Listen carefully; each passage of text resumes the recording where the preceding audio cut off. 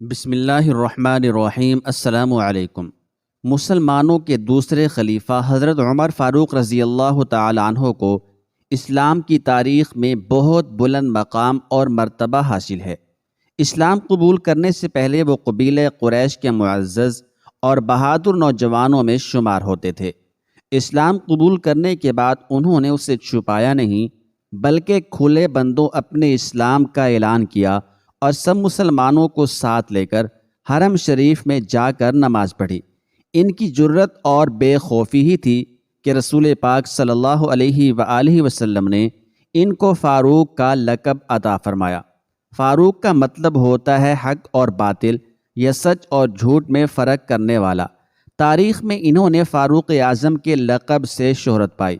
یہ لقب ملنے سے پہلے انہیں عمر بن خطاب ہی کہا جاتا تھا اور قریش کے دوسرے لوگوں کی طرح ان کا پیشہ بھی تجارت تھا، اور وہ کبھی کبھی اس سلسلے میں دوسرے ملکوں کے سفر کرتے رہتے تھے۔ اسلام قبول کرنے سے کئی سال پہلے حضرت عمر بن خطاب رضی اللہ تعالی عنہ ایک دفعہ ایک تجارتی قافلے کے ساتھ مال لے کر مکہ سے شام گئے۔ قافلے میں قریش کے کئی اور بڑے سردار بھی شامل تھے۔ یہ قافلہ شام کے سب سے بڑے شہر دمشق گیا اور وہاں اپنا مال بیچ کر واپس مکہ کی طرف روانہ ہوا۔ تھوڑا سا فاصلہ طے کرنے کے بعد حضرت عمر رضی اللہ تعالیٰ عنہ کو یاد آیا کہ ان کی ایک رشتہ دار خاتون نے انہیں کچھ سونا دیا تھا کہ اسے بیچ کر اس کے لیے کچھ کپڑے وغیرہ لیتے آئیں۔ انہوں نے اپنے قافلہ کے ساتھیوں سے کہا کہ میں فلاں عورت کا کام کرنے واپس دمشق جا رہا ہوں، کوشش کروں گا کہ یہ کام کر کے جلد واپس آ جاؤں۔ حضرت عمر رضی اللہ تعالیٰ عنہ دمشق واپس گئے تو بازار بند ہو چکے تھے۔ مجبوراً وہ ایک سرائے میں ٹھہر گئے اور سو گئے۔ تھوڑی ہی دیر کے بعد اللہ کا ایک بندہ سرائے میں آیا۔ اس نے حضرت عمر رضی اللہ تعالیٰ عنہ کو جگایا اور اپنے ساتھ گھر لے گیا۔ معلوم نہیں یہ نیک آدمی حضرت عمر رضی اللہ تعالیٰ عنہ کو پہلے سے جانتا تھا۔ حضرت عمر پہلے بھی کئی بار دمشق آ چکے تھے یا ان کے والد خطاب سے اس کی کوئی واقفیت تھی۔ اس نے حضرت عمر رضی اللہ تعالیٰ عنہ کی بڑی خاطر مدارت کی۔ کھانا کھا کر وہ تو سو گئے اور ان کا میزبان رات بھر عبادت کرتا رہا۔ صبح کو حضرت عمر رضی اللہ تعالیٰ عنہ بیدار ہوئے تو ان کے میزبان نے کہا کہ اکیلے بازار نہ جانا، بازار میں لٹیرے اکثر مسافروں کو لوٹ لیتے ہیں، میرے ساتھ چلنا۔ یہ کہہ کر وہ سو گیا کیونکہ رات بھر وہ جاگتا رہا تھا۔ حضرت عمر رضی اللہ تعالیٰ عنہ نے اسے جگانا مناسب نہ سمجھا اور اکیلے بازار چلے گئے۔ ابھی بازار کھلا نہ تھا، وہ بازار کھلنے کا انتظار کرنے لگے۔ کچھ دیر بعد ایک عیسائی پادری اپنے نوکروں کے ساتھ آیا اور حضرت عمر رضی اللہ تعالیٰ عنہ کی طرف اشارہ کر کے اپنے نوکروں کو حکم دیا، اس شخص کو پکڑ لو، یہ گرجے کا کام بہت اچھی طرح کر لے گا۔ اس زمانے میں حضرت عمر رضی اللہ تعالیٰ عنہ بڑے تن و من پہلوان تھے۔ پادری کے نوکروں نے ان کو پکڑ لیا اور ایک پرانے گرجے میں لے گئے۔ پادری نے ان کو ایک ہتھوڑا دیا اور ان کو گرجے کی دیوار توڑنے پر لگا دیا۔ ایسا معلوم ہوتا تھا کہ وہ اس کی جگہ نیا گرجا بنوانا چاہتا ہے۔ حضرت عمر رضی اللہ تعالیٰ عنہ دن بھر کام کرتے رہے۔ کہیں شام کو جا کر چھٹی ملی اور وہ تھکے ہارے سرائے میں آ کر بیٹھ گئے۔ پہلے دن والا نیک آدمی پھر آیا اور ان سے پوچھا، آپ کدھر چلے گئے تھے؟ حضرت عمر رضی اللہ تعالیٰ عنہ نے اسے سارا قصہ سنایا تو وہ انہیں پھر اپنے گھر لے گیا اور ان کی بڑی خاطر مدارت کی اور انہیں تاکید کی کہ کل بازار جاتے وقت مجھے ساتھ لے جانا۔ اس کے بعد وہ عبادت میں مشغول ہو گیا اور حضرت عمر رضی اللہ تعالیٰ عنہ سو گئے۔ دوسرے دن آپ رضی اللہ تعالیٰ عنہ بیدار ہوئے تو اپنے نیک میزبان کو سوتے پایا۔ انہوں نے اب کی بار بھی اس کو جگانا مناسب نہ سمجھا اور اکیلے بازار چلے گئے۔ اتفاق سے پھر وہی پادری اپنے نوکروں کے ساتھ آیا اور حضرت عمر رضی اللہ تعالیٰ عنہ کو پکڑ کر لے گیا۔ ان کو غصہ تو بہت آیا لیکن کیا کرتے، غیر ملک میں وہ اکیلے تھے اور کوئی ہتھیار بھی پاس نہیں تھا۔ دوسری طرف پادری کے ساتھ 7-8 نوکر بھی تھے اور سب ہتھیار بند تھے۔ پہلے دن کی طرح حضرت عمر ہتھوڑے کے ساتھ گرجے کی دیوار توڑتے رہے۔ جب دھوپ تیز ہوئی تو پادری اور اس کے نوکر انہیں کام میں مشغول دیکھ کر چلے گئے اور حضرت عمر رضی اللہ تعالیٰ عنہ دیوار کے سائے میں دم لینے کے لیے بیٹھ گئے۔ اتنے میں وہ پادری گھوڑے پر سوار چپکے سے آیا اور حضرت عمر رضی اللہ تعالیٰ عنہ کے سر پر ایک کوڑا مار کر کہا، ہم سب گھر گئے اور تو نے کام کرنا چھوڑ دیا۔ اب حضرت عمر رضی اللہ تعالیٰ عنہ کو صبر کی تاب نہ رہی۔ انہوں نے ادھر ادھر نظر دوڑائی، ہر طرف سناٹا تھا۔ انہوں نے پادری کو گھوڑے سے کھینچ کر نیچے گرا لیا اور اس کے سر پر ہتھوڑے پر ہتھوڑا مارنا شروع کر دیا۔ وہ بہترا چیخا چلایا لیکن کوئی اس کی مدد کے لیے نہ پہنچا۔ حضرت عمر رضی اللہ تعالیٰ عنہ نے ٹوٹی ہوئی دیوار کا ایک بھاری ٹکڑا اٹھا کر اس کے سر پر دے مارا۔ وہ پہلے ہی زخمی تھا، اب اس نے دم دے دیا۔ اس کو مرتے دیکھ کر حضرت عمر رضی اللہ تعالیٰ عنہ تیزی سے بھاگ کھڑے ہوئے اور جس راستے سے دمشق آئے تھے وہ راستہ چھوڑ کر ایک دوسرے راستے پر چل پڑے۔ شہر سے کافی دور انہیں خچر پر سوار ایک رومی ملا اور ان کے ساتھ چلنے لگا۔ وہ کچھ باتیں کرنے لگا لیکن نہ آپ رضی اللہ تعالیٰ عنہ اس کی زبان سمجھتے تھے اور نہ وہ ان کی زبان سمجھتا تھا۔ اس نے یکا یک اپنی تلوار پر ہاتھ ڈالا۔ حضرت عمر رضی اللہ تعالیٰ عنہ سمجھ گئے کہ وہ ان پر وار کرنا چاہتا ہے۔ انہوں نے فوراً اسے خچر سے کھینچ لیا اور اس سے تلوار چھین کر اس کے ایک ہی وار سے اس کا کام تمام کر دیا۔ پھر اس کے خچر پر سوار ہو کر آگے چل دیے۔ اس کے بعد کیا ہوا، اس کا حال خود حضرت عمر رضی اللہ تعالیٰ عنہ نے اس طرح بیان کیا ہے۔ اس جگہ سے روانہ ہو کر میں ایک گرجا گھر کے پاس پہنچا۔ یہاں عیسائیوں کی ایک جماعت رہتی تھی۔ گرجے کے اندر داخل ہوا تو گرجے میں رہنے والے سب لوگ میرے ارد گرد جمع ہو گئے اور مجھ سے میرے حالات کے بارے میں پوچھنے لگے۔ پھر وہ اپنے اسقف یعنی لاٹ پادری کے پاس گئے اور اسے میرے گرجے میں آنے کی اطلاع دی۔ اسقف میرے پاس آیا اور مجھے نہایت غور سے دیکھنے کے بعد کہنے لگا، ایسا معلوم ہوتا ہے کہ تمہیں کسی چیز کا خوف ہے۔ میں نے کہا، تم نے کیسے اندازہ کیا کہ مجھے کسی چیز کا خوف ہے؟ اس نے میرے سوال کو ٹال دیا اور کہا، آپ جب تک چاہیں یہاں ٹھہریں، آپ کو یہاں کسی قسم کا کوئی خطرہ نہیں، کیونکہ آپ ہماری ہی حفاظت میں ہیں۔ پھر اسقف نے مجھے اپنے گھر میں مہمان کی طرح رکھا اور میری نہایت خاطر مدارات کی۔ پھر پوچھا، آپ کون ہیں؟ میں نے اسے بتایا کہ میں مکہ کا رہنے والا ہوں اور قبیلہ قریش سے تعلق ہے۔ ایک تجارتی قافلے کے ساتھ شام آیا تھا۔ تجارت کا مال بیچنے کے بعد اپنے ایک ضروری کام کے لیے مجھے اپنے قافلے سے جدا ہو کر واپس دمشق جانا پڑا۔ اب میں اپنے وطن واپس جا رہا ہوں، راستہ بھٹک کر ادھر آ نکلا ہوں۔ اسقف مجھے غور سے دیکھتا رہا اور بار بار طرح طرح کے سوالات کرتا رہا۔ میں نے اس کے یہاں نہایت آرام سے رات بسر کی۔ صبح کو اس نے پوچھا، آپ کا ارادہ ابھی یہاں ٹھہرنے کا ہے یا آگے جانے کا؟ میں نے کہا، میں اب آپ سے رخصت ہونا چاہتا ہوں۔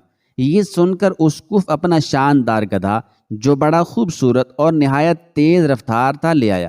اس پر پالان کسا اور خرجیاں لادیں جن میں کھانے کی مزیدار چیزیں اور قیمتی تحفے بھرے ہوئے تھے۔ خرجیاں ان تھیلیوں کو کہتے ہیں جو گدھے کی پیٹھ پر سامان کے لیے باندھ دیتے ہیں۔ پھر اس نے کہا، آپ اس گدھے پر سوار ہو جائیں اور چل پڑیں۔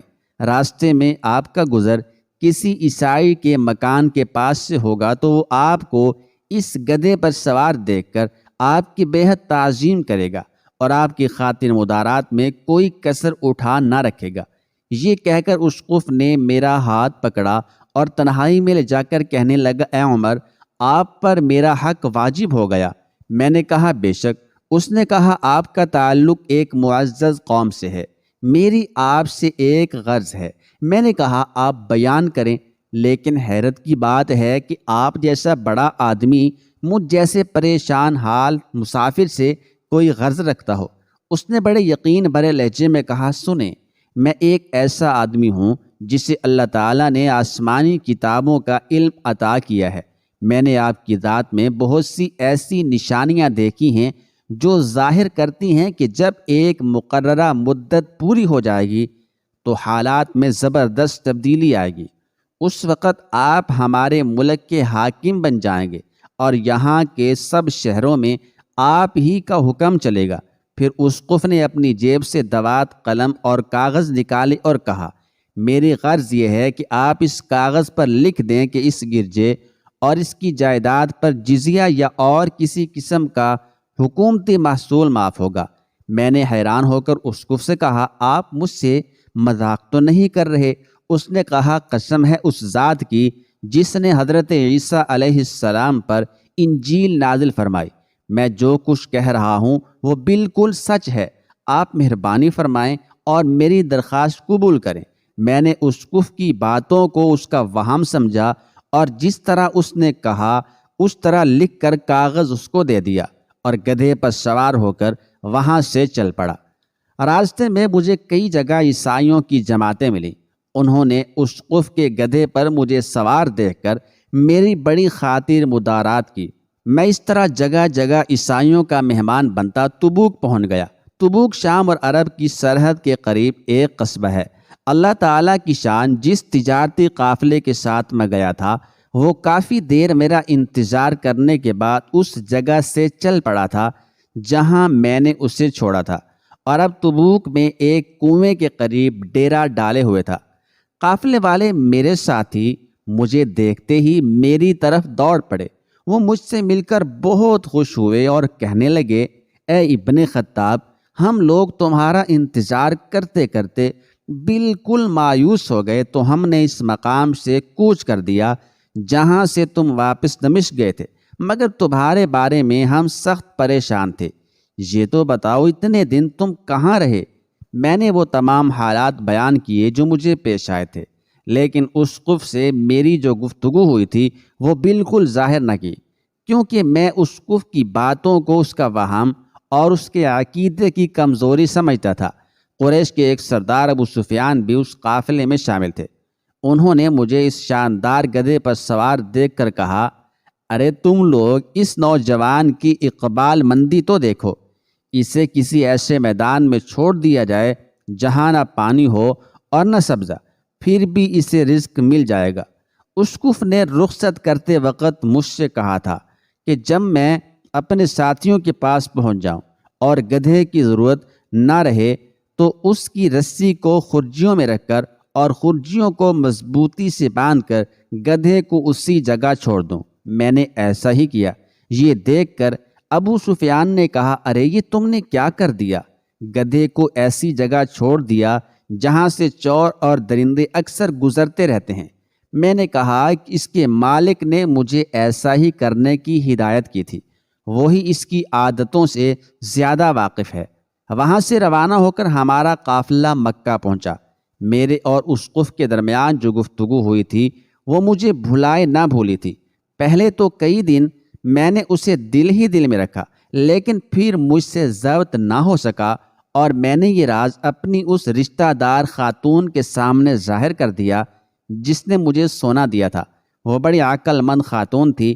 اس نے مجھ سے کہا، اے ابن خطاب، میں تمہارے بچپن ہی سے تم میں اچھی نشانیاں دیکھ رہی ہوں۔ تم جب بہت چھوٹے بچے تھے تو میں نے ایک دفعہ خواب میں دیکھا کہ تم لمبے ہوتے جا رہے ہو اور تمہارا قد اتنا لمبا ہو گیا ہے کہ اس نے آسمان کو چھو لیا۔ یہ کہہ کر میں نے خواب میں کہا، ارے یہ میرے بچے کی کیا حالت ہے؟ کسی نے کہا، یہ لڑکا جلد ہی دنیا اور آخرت میں بھلائی پانے والا بنے گا۔ جاہلیت کے زمانے میں اس قسم کی باتوں کا مطلب میری سمجھ میں نہیں آتا تھا۔ مکہ میں ایک شخص اہل کتاب یہود اور نصارہ میں سے تھا جو بہت گمنام تھا۔ عام لوگ تو اس سے واقف نہیں تھے، لیکن قریش کے سردار اسے پہچانتے تھے اور اس کی بہت عزت کرتے تھے۔ ایک دن میں دوپہر کے وقت اس کے یہاں گیا اور اس کے مکان پر پہنچ کر اسے آواز دی، دروازہ کھولیے، مجھے آپ سے ایک ضروری کام ہے۔ اس نے دروازہ کھول دیا۔ میں نے اس سے کہا، میں آپ سے چند باتیں کرنا چاہتا ہوں اور چاہتا ہوں کہ ان کو آپ اپنے دل میں راز بنا کر رکھیں اور کسی کے سامنے ان کو ظاہر نہ کریں۔ اس نے ایسا کرنے کا وعدہ کیا تو میں نے اپنے سفر کے تمام واقعات اس کے سامنے بیان کر دیے اور اپنے رشتہ دار خاتون کے خواب کا ذکر بھی کر دیا۔ جب میں اپنی گفتگو ختم کر چکا تو اس نے کہا، ابن خطاب، جس کو تم نے معافی کا وعدہ لکھ کر دیا وہ اس زمانے میں عیسائیوں کا سب سے بڑا عالم ہے، اور جو کچھ اس نے کہا وہ سب کچھ سچ ہے، اور جلد ہی وہ تمہارے سامنے آ جائے گا۔ جہاں تک تمہاری رشتہ دار خاتون کے خواب کا تعلق ہے تو اس سے یہ ظاہر ہوتا ہے کہ مکہ میں ایک بہت بڑا انقلاب آئے گا، زمانہ ایک نئی صورت اختیار کرے گا، اور آنے والے زمانے کے آسمان و زمین بدل جائیں گے۔ میں وہاں سے گھر چلا آیا اور اس کی ساری باتیں اپنے دل میں لیے رہا۔ تھوڑے ہی عرصہ کے بعد قریش کی مجلسوں میں رسول اللہ صلی اللہ علیہ وآلہ وسلم کا ذکر ہونے لگا۔ یہ لوگ اس بات پر ناک بھون چڑھاتے تھے کہ محمد صلی اللہ علیہ وآلہ وسلم اپنے آپ کو اللہ کا رسول کہتے ہیں، لوگوں کو بتوں کی پوجا سے منع کرتے ہیں، اور ایک اللہ تعالیٰ کو ماننے پر زور دیتے ہیں۔ جلد ہی اللہ تعالیٰ نے اسلام کو ظاہر کر دیا، اور مجھے یقین ہو گیا کہ حالات وہی صورت اختیار کر رہے ہیں جن کی طرف آسمانی کتابوں کے عالم شام کے اسقف نے اشارہ کیا تھا۔ یہاں حضرت عمر رضی اللہ تعالیٰ عنہ کا بیان ختم ہو جاتا ہے۔ نبوت کے 6 سال حضرت عمر رضی اللہ تعالیٰ عنہ نے اسلام قبول کر لیا اور رسول اللہ صلی اللہ علیہ وآلہ وسلم کے جانثار ساتھی بن گئے۔ سن 11 ہجری میں رسول اللہ صلی اللہ علیہ وآلہ وسلم نے اس دنیا سے پردہ فرمایا تو حضرت ابو بکر صدیق رضی اللہ تعالیٰ عنہ مسلمانوں کے پہلے خلیفہ بنے۔ سن 13 ہجری میں انہوں نے وفات پائی تو حضرت عمر فاروق رضی اللہ تعالیٰ عنہ خلیفہ بنے۔ ان کے سفر نامے کی روایت کرنے والے راوی کا بیان ہے کہ حضرت عمر فاروق رضی اللہ تعالیٰ عنہ اپنی خلافت کے زمانے میں شام تشریف لے گئے تو ایک بہت بوڑھا آدمی جس کے بال برف کی طرح سفید ہو چکے تھے عیسائیوں کی ایک جماعت کے ساتھ ان کی خدمت میں حاضر ہوا اور عرض کیا، اے امیر المومنین، کیا آپ مجھے نہیں پہچانتے؟ حضرت عمر رضی اللہ تعالی عنہ نے فرمایا، اگر آپ شام کے فلاں گرجے والے اسقف ہیں تو میں آپ کو پہچانتا ہوں۔ اس نے کہا، جی ہاں، میں وہی اسقف ہوں۔ حضرت عمر فاروق رضی اللہ تعالی عنہ نے فرمایا، میں نے آپ سے لکھ کر جو عہد کیا تھا وہی ابھی تک قائم ہے۔ اللہ تعالیٰ نے اپنے رسول محمد صلی اللہ علیہ وآلہ وسلم کے ذریعے ہمیں عزت بخشی۔ انہوں نے ہمیں اللہ تعالیٰ کے پسندیدہ دین اسلام کی طرف دعوت دی، ہم نے یہ دعوت قبول کی۔ آپ ہی نے مجھے ان باتوں سے آگاہ کیا تھا، اب آپ کو کون سی چیز اسلام قبول کرنے سے روکتی ہے؟ بوڑھے اسقف نے حضرت عمر فاروق رضی اللہ تعالیٰ عنہ کی باتیں سن کر اسی وقت اپنے ساتھیوں سمیت کلمہ پڑھ کر اسلام کی دولت حاصل کر لی۔